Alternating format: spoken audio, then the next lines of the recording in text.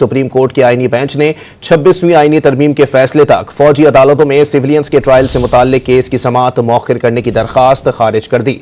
अदालत ने फौजी अदालतों को मुकदमात का फैसला सुनाने की इजाजत देने की हुकूमती इस्तदा मुस्तरद कर दी। जस्टिस मुसर्रत हिलाली ने कहा कि इजाजत देने का मतलब फौजी अदालतों का इख्तियार तस्लीम करना होगा। जस्टिस जमाल मंदुखेल ने कहा कि फौजी एहलकारों को काम से रोकने का जुर्म तो ताज़ीरात पाकिस्तान में मौजूद है। ताज़ीरात पाकिस्तान के तहत फौज को काम से रोकने वालों का ट्रायल आम अदालतों में होगा।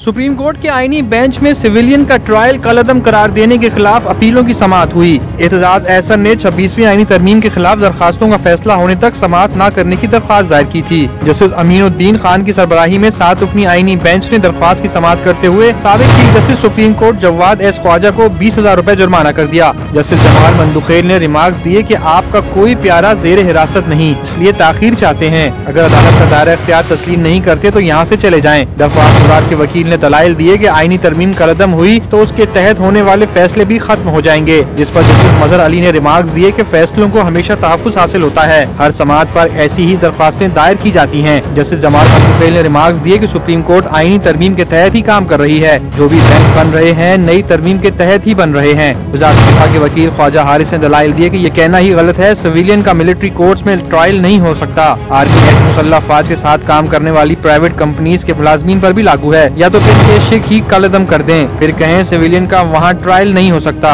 जस्टिस जमाल मंदुखेल ने रिमार्क्स दिए कि वो तो सिविलियन की अलग किस्म होती है जो ऑर्डिनेंस फैक्ट्री वगैरह में काम करते हैं। जैसे मुसर्रत हिलाली ने इस्तफसार किया कि कोर कमांडर जब अपने घर को बतौर दफ्तर इस्तेमाल करेंगे, क्या उसे दफ्तर डिक्लेयर करते हैं? ये बात कितनी दुरुस्त है कि ये आइडिया बाद में आया, कोर कमांडर का घर भी दफ्तर था। जैसे नईम अफगान ने इस्तफसार किया कि इंसदाद दहशतगर्दी अदालतों ने मुल्जिमान की मिलिट्री को हवालगी कैसे दी? क्या ATC कोर्ट्स का वजूहात पर मबनी कोई ऑर्डर मौजूद है? मिलिट्री कोर्ट्स केस की समाअत कल तक के लिए मुलतवी कर दी गई।